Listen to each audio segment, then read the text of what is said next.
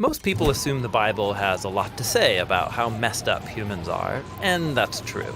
It's also true that the Bible's vocabulary about this topic sounds odd to modern people, using words like sin, iniquity, or transgression. And so the Bible's perspective on the human condition is often ignored or treated as ancient and backwards. This is really unfortunate, because through these words, the biblical authors are offering us a deeply profound diagnosis of human nature. Iniquity describes behavior that's crooked, while transgression refers to breaking trust. And sin, this is actually the most common of these bad words in the Bible, so let's focus on it for a few minutes. Sin translates the Hebrew word Khata and the Greek word hamartia. The most basic meaning of sin isn't religious at all. Khata simply means to fail or miss the goal. Like when the Israelite tribe of Benjamin trained a small army of slingshot experts, they could sling a stone at a hare and not khata, that is, fail or miss. Or there's a biblical proverb that warns against making hasty decisions because you're likely to khata your way, miss your destination. So in the Bible, sin is a failure to fulfill a goal. But what's the goal? Well, on page 1 of the Bible, we learn that every human is an image of God, a sacred being who represents the Creator and is worthy of respect. And so in this way of seeing the world, sin is a failure to love God and others by not treating them with the honor they deserve.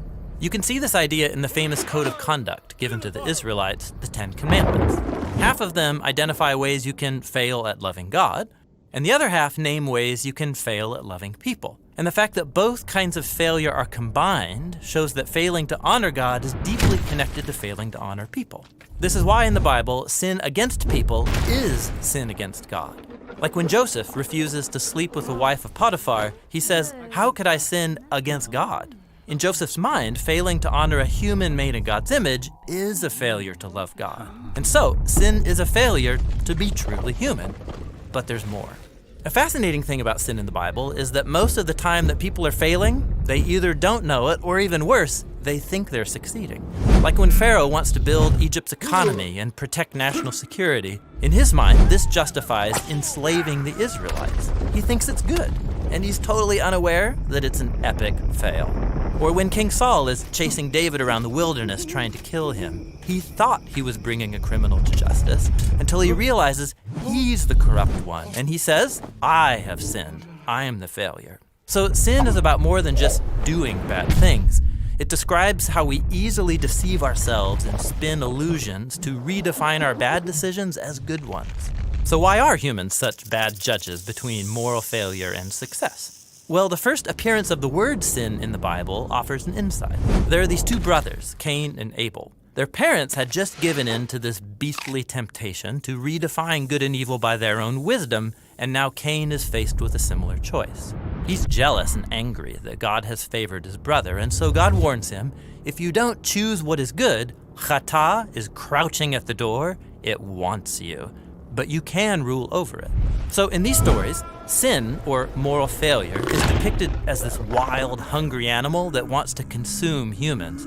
And we know how that story ends. The Bible is trying to tell us that failed human behavior, our tendency towards self-deception, it runs deep.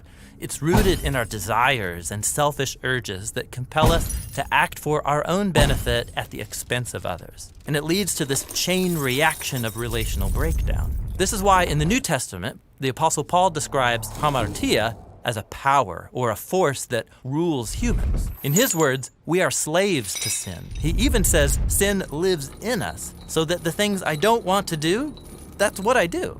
So with the word sin, the biblical authors are offering a robust description of the human condition. It's a failure to be humans who fully love God and others.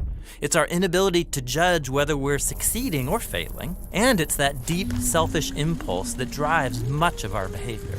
This is not a pretty picture of ourselves, but if we're honest, it's realistic. This is why in the Bible, the story of Jesus is such good news. He's depicted as the Creator become a truly human one who did not fail to love God and others. That is, he did not sin. And yet, he took responsibility for humanity's history of failure. He lived for others, and he died for their sins. And he was raised from the dead to offer them the gift of his life that covers for their failures. Or in the words of the apostles, he committed no sin, Yet he carried our sins in his body on the cross, so that we might die to our sins and live to do what is right. And that's the story behind the biblical word for sin.